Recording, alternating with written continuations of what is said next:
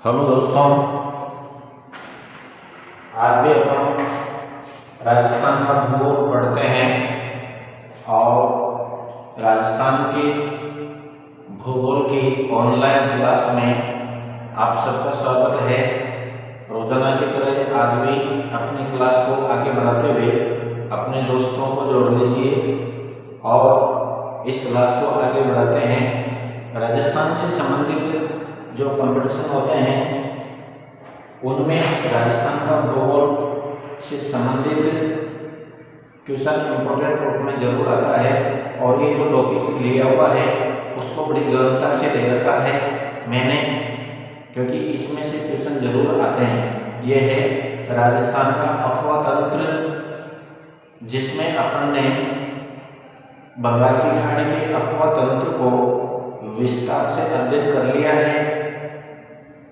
चंबल और बनास नदी की अफवाह तंत्र को उसकी सहायक नदियों सहित अच्छी तरह से समझ लिया है।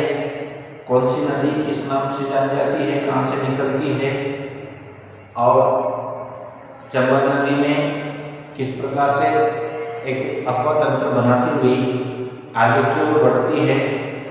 ठीक है, तो पिछली वीडियो में इस प्रकार से अपन ने बंगाल की खाड़ी के अफवाह तंत्र को पढ़ लिया है। दूसरे नंबर का आज पढ़ते हैं अरब सागरीय अफवाह तंत्र। ठीक है, मैंने यहाँ लिख दिया है अरब सागरीय प्रवाह तंत्र, यानी कि वे राजस्थान की नदियाँ जो अरावली के पश्चिमी ढाल से निकल करके और अपनी सहायक नदियों के साथ बहती हुई अरब सागर में अपना जल उंडेड़ती है और एक प्रवाह तंत्र बना लेती है। उन नदियों के द्वारा बनने वाले जल प्रवाह तंत्र को अरब सागरीय जल प्रवाह तंत्र के नाम से जाना जाता है। इस चीज को रिपीट करके और नोट कर लेना।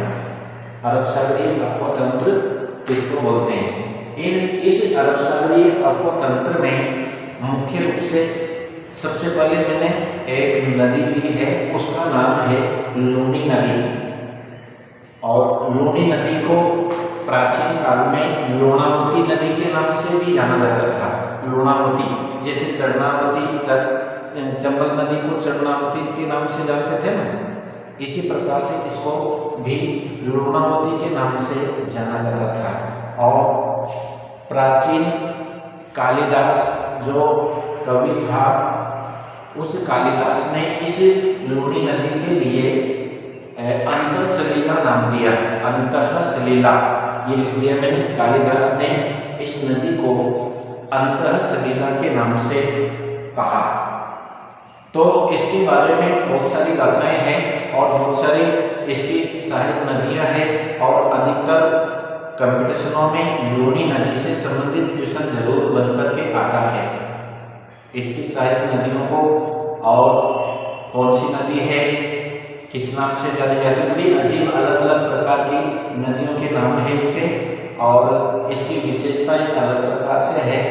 तो चलते हैं इसके बारे में पढ़ लेते हैं कि सबसे पहले तो इसकी उत्पत्ति देखते हैं कि राजस्थान में इस लूनी नदी की उत्पत्ति कहाँ से होती है। तो उत्पत्ति होती है ये अजमेर जिले के नाग पहाड़ी से। अजमेर जिले में एक नाग पहाड़ी है, वहाँ से इसकी उत्पत्ति होती है।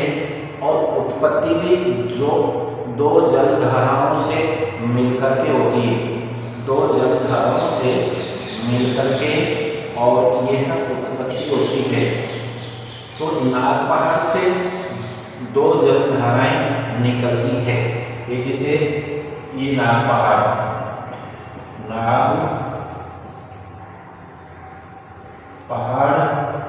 से दो जलधाराएं निकली। एक का नाम सरस्वती, दो जलधाराएं निकली, और एक का नाम है सागरमती। सागरमती ध्यान रखना, नाग पहाड़ से दो जलधाराएं निकली, एक सरस्वती के नाम से, एक साबरमती के नाम से। आगे चलती है पुष्कर में बहती हुई, और पुष्कर से पहले ही एक नाम है गोविंदगढ़। गोविंदगढ़ में ये दोनों जलधाराएं गोविंदगढ़ में मिलती है। ये गोविंदगढ़,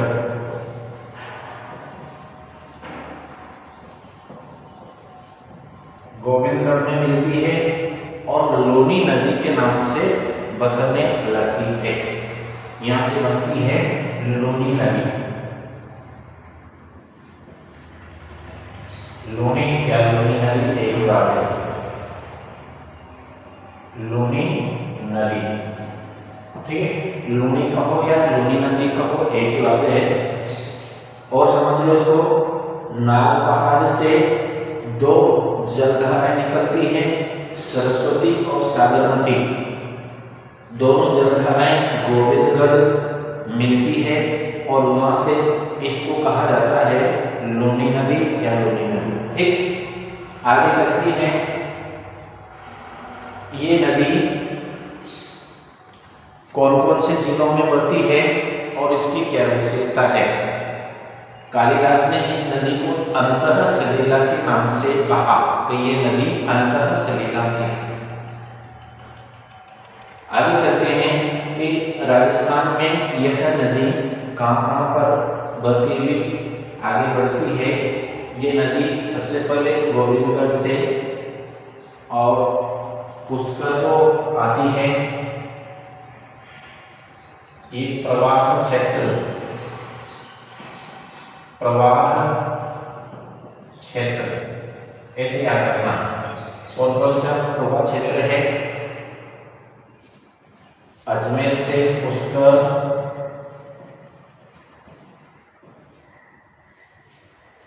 पुष्कर से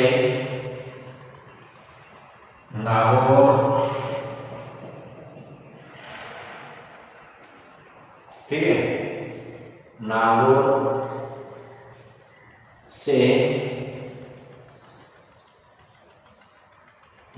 से चलती है ये ब्यावर, नागौर से ब्यावर, और ब्यावर अलग से जिला बन गया है, अब इसका नाम आएगा। ब्यावर से जोधपुर, जोधपुर सिटी को नहीं जाती है, जोधपुर ग्रामीण, जोधपुर ग्रामीण लिख लेना। दो जिले बन गए इसमें, जोधपुर शहरी और जोधपुर ग्रामीण। तो जोधपुर ग्रामीण से निकलती है। प्रवाह क्षेत्र ये अजमेर से निकल करके पुष्कर में बहती है, पुष्कर में बहती हुई नागौर जाती है, नागौर की उच्च भूमि है, ब्यावर में जाती है, ब्यावर से जोधपुर ग्रामीण में बहती है, ठीक है। और जोधपुर ग्रामीण में, जोधपुर ग्रामीण में बहती हुई बालोतरा, बाड़मेर, जालौर,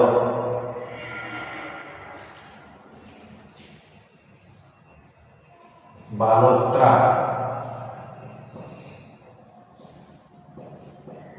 बालोतरा, बाड़मेर,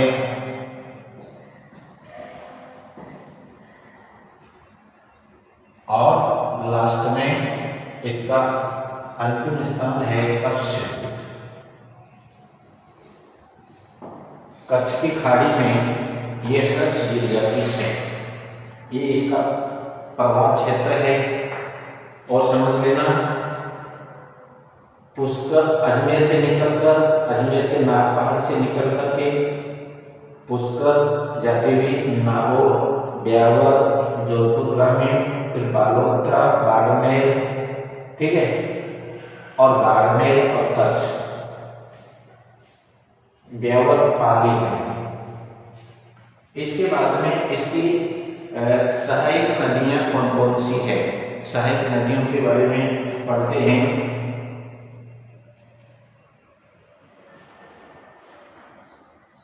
ये सहायक नदियां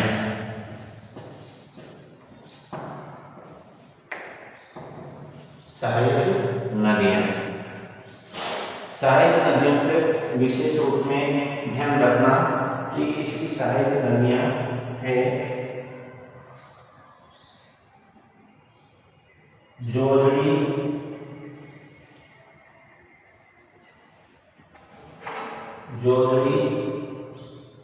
लीलड़ी, बांडी, जोजड़ी,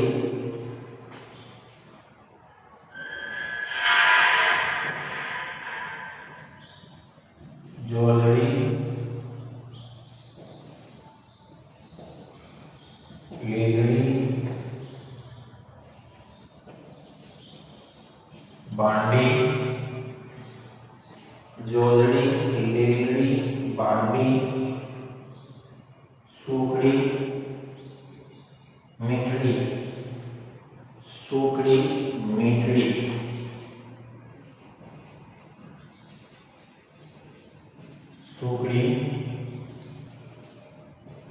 मीठड़ी,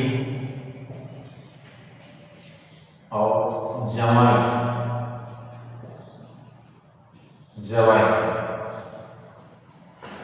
सूकड़ी, मीठड़ी, जवाई और खारी।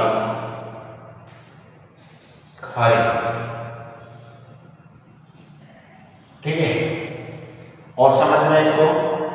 लूनी नदी की जो सहायक नदियां हैं उनमें से जोजड़ी, लीलड़ी, बांडी, सूकड़ी, मीठड़ी, जवाई और खारी, ये नदियां हैं। अब एक एक करके इसके बारे में अध्ययन करेंगे। सबसे पहले लेते हैं जोजड़ी। ये 1 नंबर लिख दिया मैंने, ये जोजड़ी नदी। जोजड़ी नदी देखो, ये नागौर जिले से निकल करके और बिलाड़ा के पास इसमें लूनी में मिल जाती है। ये नागौर से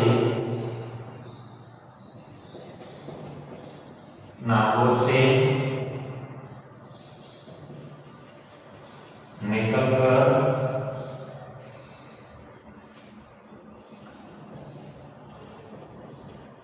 बिलाड़ा के पास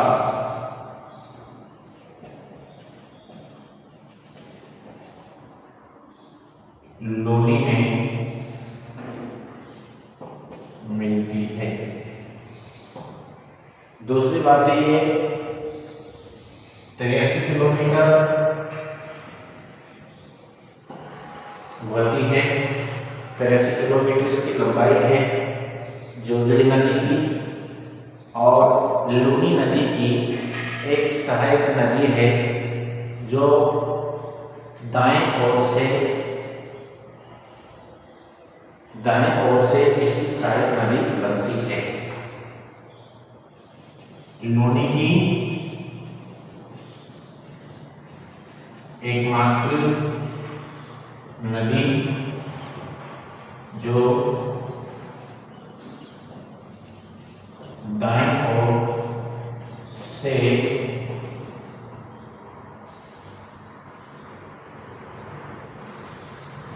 लूनी में मिलती है। और समझ लो, जोजड़ी जो नदी है ये नागौर से निकल करके बिलाड़ा के पास लूनी नदी में मिल जाती है। और ये 83 किलोमीटर बढ़ने के बाद में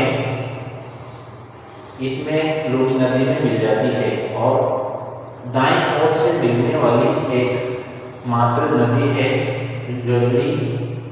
लूनी नदी की एकमात्र सहायक नदी है जो दाएं ओर से इसमें मिलती है। और दूसरी नदी है लीलड़ी, ये लीलड़ी नदी है, लीलड़ी नदी। इसी प्रकार से हम नोट करके चलना और एक एक चीज को समझते हुए चलना। ऐसी विशेषताओं से ही क्वेश्चन बनाता है कि लूनी नदी की एकमात्र नदी जो दाएं ओर से लूनी नदी में मिलती है। एक बार तो इस प्रकार से पूछ लिया था कि इसकी सहायक नदियों का क्रमबद्ध,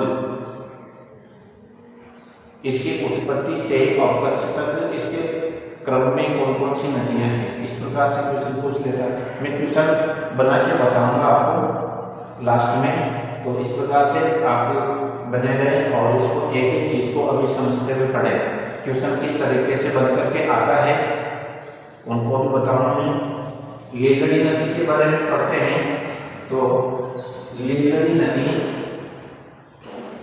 पाली जिले से निकल करके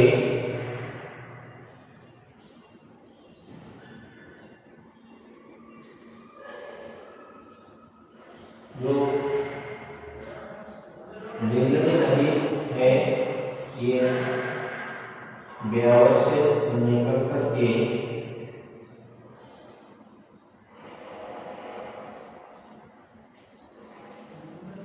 पाली जिले में मिल जाती है।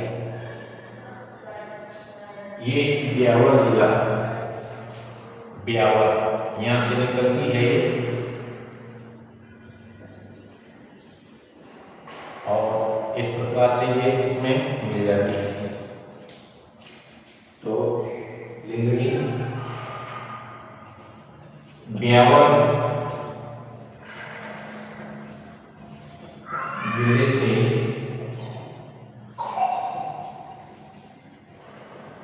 निकलकर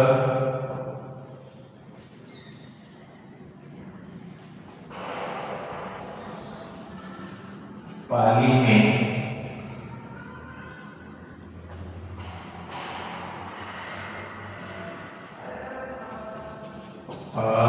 पाली के पास लूनी में मिलती है। ठीक है, इस तरीके से याद रख लेना इसको कि ब्यावर जिले से निकल करके और पाली जिले के पास, पाली के पास लूनी में मिल जाती है। कौन सी? लीलड़ी। तीसरे नंबर की नदी, दूसरे नंबर की नदी है बांडी, यहाँ लिख देता हूं बांडी। ये बांडी नदी, बांडी नदी, इनको इसी प्रकार से याद करना। जोजड़ी, लीलड़ी, बांडी, सुकड़ी, मिठड़ी, जवाई और खारी। ठीक है, जोजड़ी, लीलड़ी, बांडी, सुकड़ी, मिठड़ी, जवाई और खारी। अपने पास ट्रिक वाली चीजें तो ऐसी रहती है एक स्वीट पॉइजन के रूप में। स्वीट पॉइजन है, वहां पे याद नहीं आया तो दिमाग उंगली लगा करके सोचते रहना कि इसका सूत्र क्या है। सूत्र उत्तर के चक्कर में मत पड़ेगा, तो बहुत सारे ऐसे हजारों सूत्र याद करेंगे, कौन सा सूत्र कहां पर दिमाग में नहीं आएगा। ठीक है, तो इसका तो यही ध्यान रखना।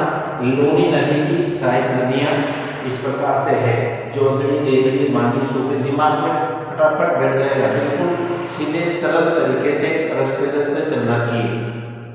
हमेशा याद करना हो तो, नहीं तो सूत्र के चक्कर में और ट्रिक के चक्कर में, ट्रिक बहुत सारे के आपस में एक दूसरे की टकरा जाएगी तो समझ में नहीं आएगी, कौन सी ट्रिक कहां पर काम आएगी, ये समस्या उत्पन्न हो जाती है। और उस समय मान लो याद नहीं आएगा तो, अब ऐसे सीधे सीधे रास्ते चलेंगे ना तो तुरंत याद आ जाएगा लूनी नदी की सहायक नदियां ये है। जोजड़ी है, लीलड़ी है, बांडी है, सुकड़ी है, मिठड़ी है, जवाई है, खारी है। और ये शब्द तो अपन ने ग्रामीण क्षेत्र में सीख रखे हैं। जोजड़ी, लीलड़ी, बांडी, इस प्रकार के तो शब्द है अपने। तो बांडी शब्द, बांडी जो नदी है ये पाली जिले से निकलती है और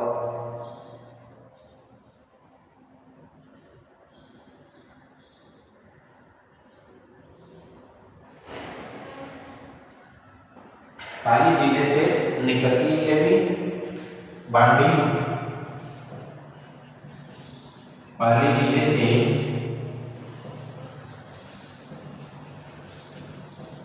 निकलकर जोधपुर ग्रामीण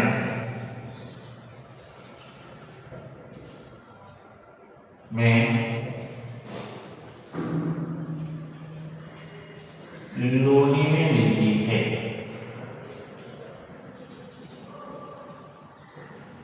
ठीक है, ये यहां से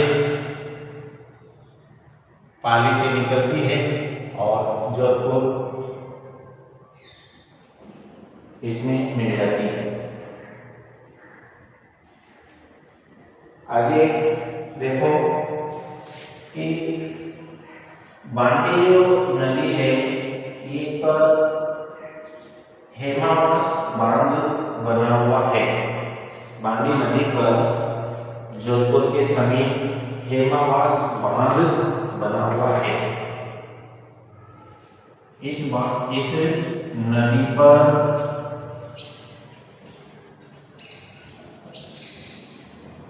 हेमावास,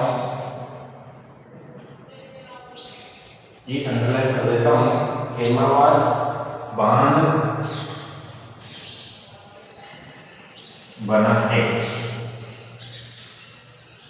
हेमावास बांध कौन सी नदी पर बना हुआ है? ये बांडी नदी पर बना हुआ है, जो कि पाली जिले से निकल करके जोधपुर ग्रामीण क्षेत्र में इसी लोनी नदी में मिल जाती है, जो कि लोनी नदी की ये भी एक सहायक नदी है। चौथे नंबर की पढ़ते हैं। चौथे नंबर की जो है अपने पास सुकड़ी,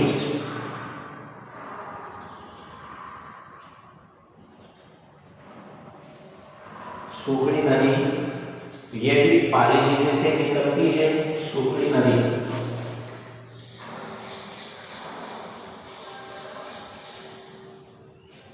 सुकड़ी नदी, ये सुकड़ी नदी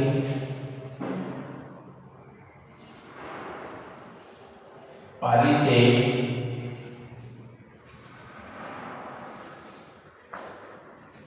निकलकर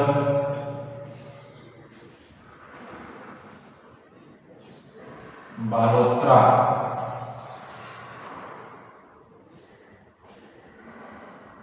के समीप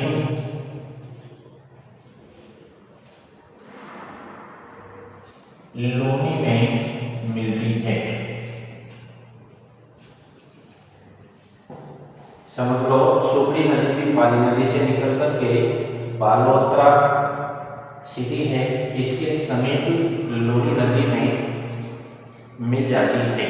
बालोतरा से एक ध्यान रखना, इस लोनी नदी का जो प्रवाह क्षेत्र है यहाँ से और ये यहाँ तक बालोतरा पाली तक, इसका जल मीठा रहता है और इस बालोतरा से और कच्छ के रन तक इसका जल खारा हो जाता है। कितनी बार कंपटीशनों में इस प्रकार से क्वेश्चन आ जाता है कि एक ही ऐसी नदी है जिसका जल के स्वाद में परिवर्तन आ जाता है, आधा तो खारा है और आधा मीठा है। कौन सी नदी है? यही नदी है। कौन सी? लोनी नदी। तो एक ऐसी विचित्र विशेषता के कारण है तो क्वेश्चन इस प्रकार से बन करके आता है कि बालोतरा तक तो इसका जल मीठा है और बालोतरा के बाद में अंतिम अवस्था तक खारा है। इसका कारण है इसका यहाँ से और कच्छ तक इसकी आंतरिक चट्टानें लवणीय चट्टानें हैं, जिसमें लवणता की मात्रा अधिक है और उसी के कारण जल में घुलनशील होकर के इसका जल खारा हो जाता है। और यहाँ से यहाँ तक का जो एक तरह से ढलान वाला क्षेत्र है, इसलिए घुलनशील की मात्रा कम रहती है और लवणीय मात्रा की चट्टानें नहीं पाई जाती। ये कारण है, कारण नहीं पूछता है, कारण इसके नहीं पूछता है। कारण तो एक तरह से बड़े बड़े कंपटीशनों में RS-IS वगैरह में एक क्वेश्चन है, उनमें से क्वेश्चन बन करके आते हैं। बाकी ध्यान रखना चाहिए। यहाँ लिख देता हूँ मैं, ये लूनी नदी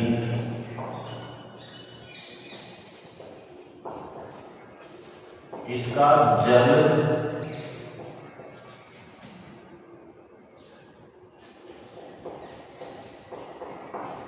बालोत्रा पाली तक मीठा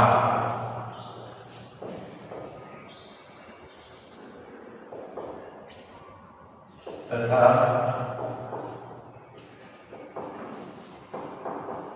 बालोत्रा से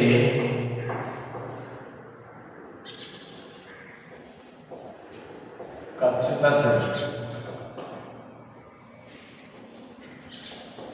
खारा रहता है। आगे समझ में, इसका जल अपने उद्गम क्षेत्र से बालोत्रा पाली तक मीठा रहता है और बालोत्रा से कच्छ तक अंतिम अवस्था तक खारा हो जाता है। एक बार क्वेश्चन इस प्रकार से बन करके आया कि पुष्कर में अधिक वर्षा होने पर बाढ़ कहाँ पर आती है? बाढ़, अब देखो इधर से यहाँ पुष्कर क्षेत्र में अधिक वर्षा होती है तो ये वाला क्षेत्र तो बिल्कुल ढलान वाला है, ढलान वाला, तो यहाँ पर तो पानी रुकने का सवाल ही नहीं है। और बालोत्रा में इसके तल नीचे हो जाता है, तल नीचा हो जाता है इस प्रकार से, तो वहाँ पर जल एकत्रित होकर के बाढ़ रहती है। तो बालोत्रा के लिए क्वेश्चन पूछा था वो, तो बालोत्रा वाला क्षेत्र है ये समुद्र तल के समीप है, इसलिए यहाँ पर छोटी छोटी प्राकृतिक झीलें भी बनी हुई है और खारा जल एकत्रित हो जाता है। तो यहाँ का जो जल है वो तीव्र से निकल करके और इस नीचे तलहटी वाले क्षेत्र में एकत्रित हो जाता है और यहाँ पर बालोत्रा में बाढ़ें आ जाती है। ठीक है, तो इस प्रकार से क्वेश्चन पूछ लेता है, एक बार पूछ लिया था।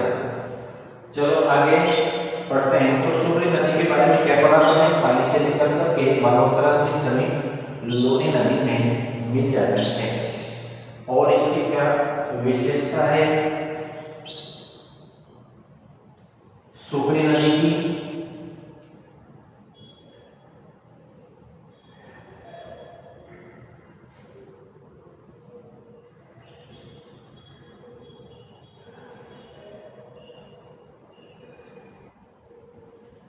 सुकड़ी नदी की एक छोटी सी सहायक नदी है, सुकड़ी की मिठाई नदी।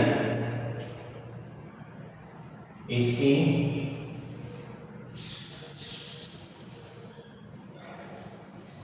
एक छोटी सहायक मिठाई नदी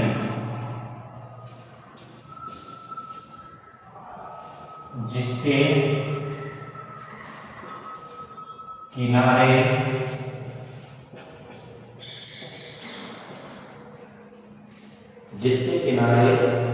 रणकपुर जैन मंदिर बना हुआ है। ये जो सुकड़ी नदी निकलती है इस प्रकार से और एक छोटी सी नदी इससे मिलती है, यहाँ पर इसको बोलते हैं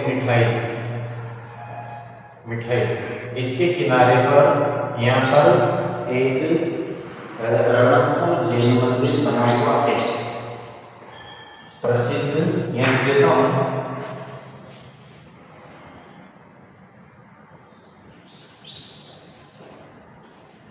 मेढक नदी के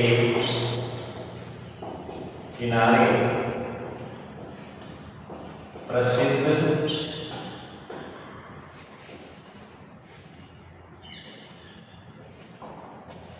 रणकपुर जैन मंदिर पाली जिले में है।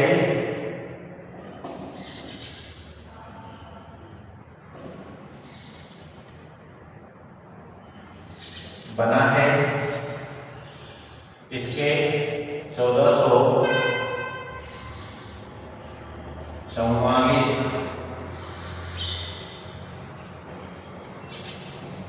खंभों के लिए प्रसिद्ध है। ध्यान रखना, कितनी बार प्रश्नों में भी आ चुका है कि ऐसा प्रसिद्ध विशाल मंदिर जिसके 1444 खंबे हैं, ये है।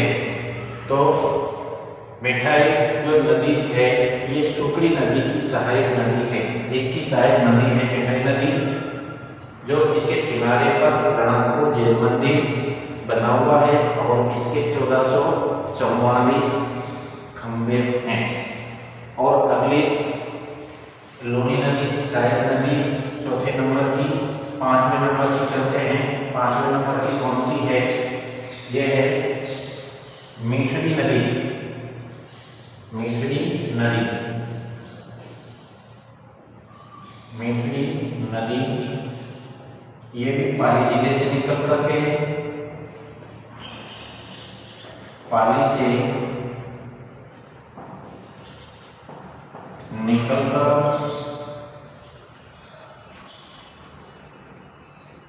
पाली से निकलकर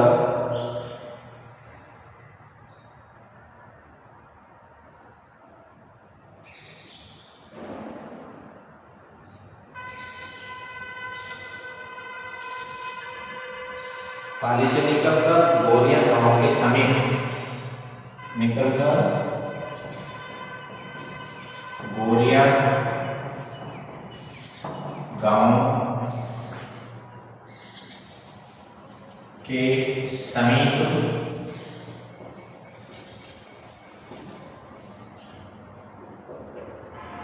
लूनी में मिल जाती है। मीठड़ी नदी इसकी सहायक नदी है, लूनी नदी की, जो पाली से निकल करके गोरिया गांव के समीप लूनी नदी में मिल जाती है। मीठड़ी नदी पर एक बांध बना हुआ है। कौन सा?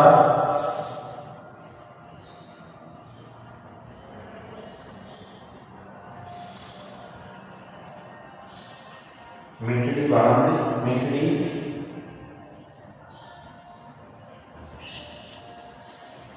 मीठड़ी नदी पाली से निकल करके एक गोरिया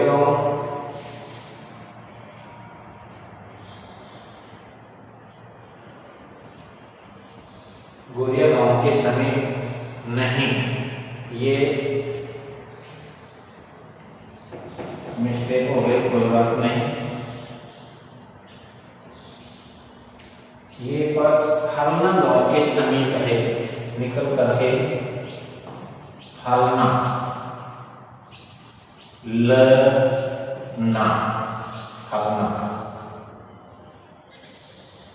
ठीक है, से कर लेना, अभी कोई बात नहीं, हो जाती है। मीठड़ी नदी पाली से निकल करके हालना के समीप एक लूनी नदी में मिल जाती है। और हालना गांव प्राचीन काल से ही रेडियो बनाने के लिए प्रसिद्ध है। यहाँ देखा हालना गांव रेडियो बनाने के लिए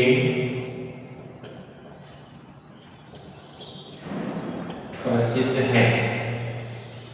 ठीक है, याद रह जाएगा। मेढड़ी नदी पाली से निकलती है और फाल्गुन गांव के समीप लूनी नदी में मिल जाती है।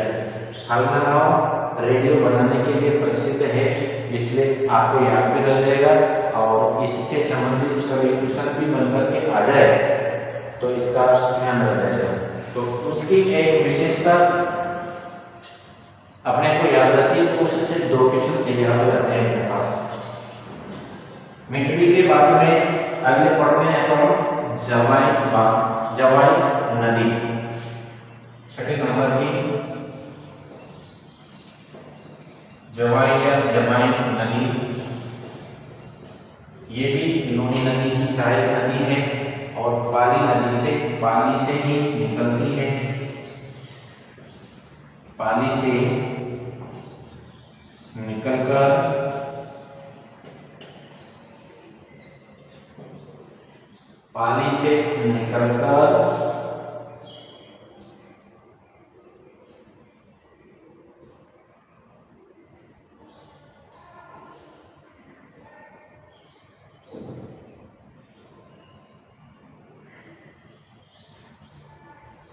गोरिया गांव के समीप निकलकर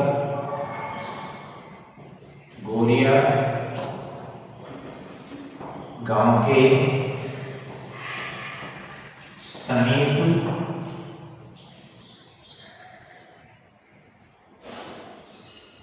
लूनी नदी में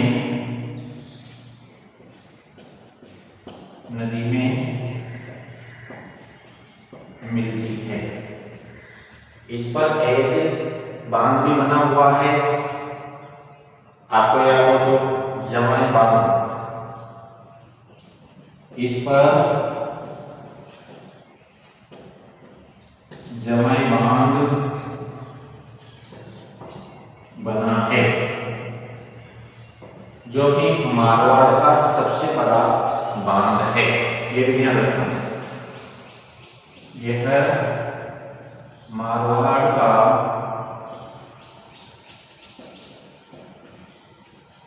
सबसे बड़ा बांध है। ये ध्यान रखना कि मारवाड़ का सबसे बड़ा बांध जवाई बांध है और इससे पेयजल आपूर्ति होती है पाली जिले में। और अगली नदी है अपने पास 7वें नंबर की, वह है भाई खारी नदी। ये खारी नदी सिरोही जिले से निकलती है। सिरोही से निकलकर के जालौर में बहती हुई जवाई नदी में मिल जाती है।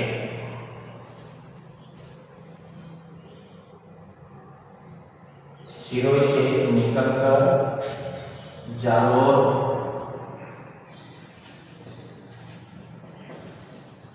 में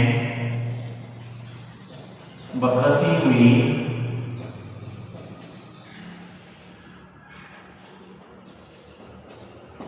जवाई नदी में मिलती है।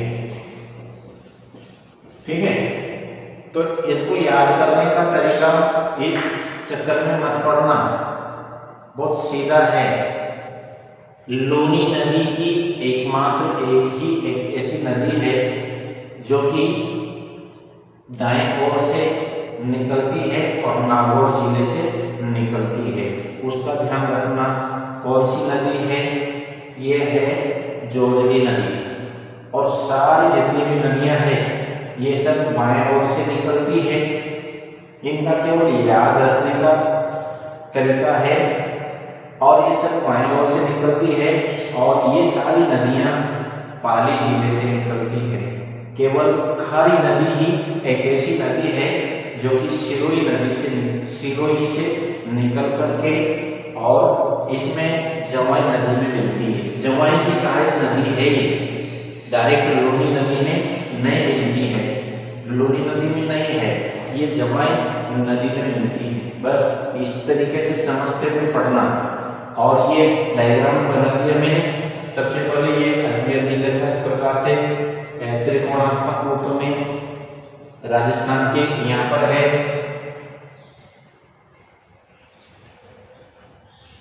और यहाँ से इस प्रकार से निकलती हुई और ये यहाँ पर मिल जाती है।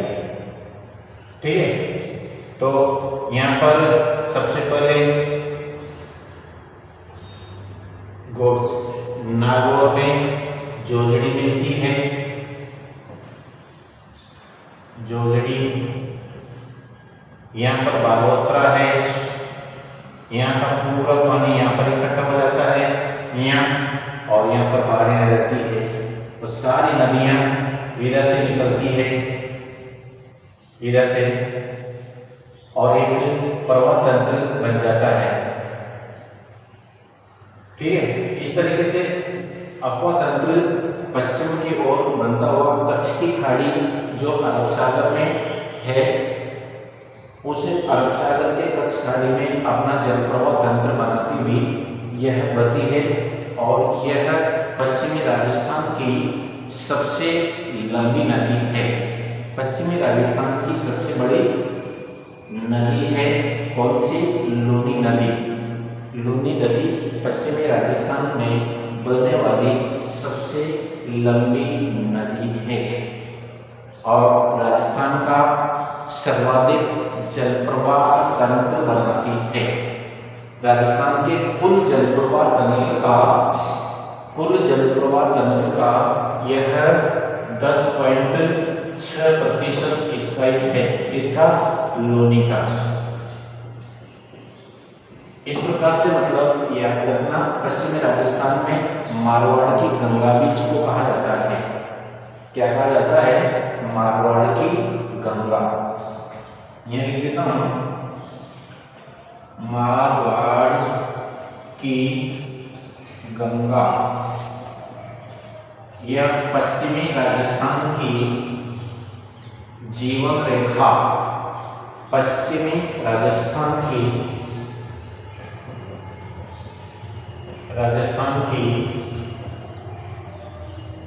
जीवन रेखा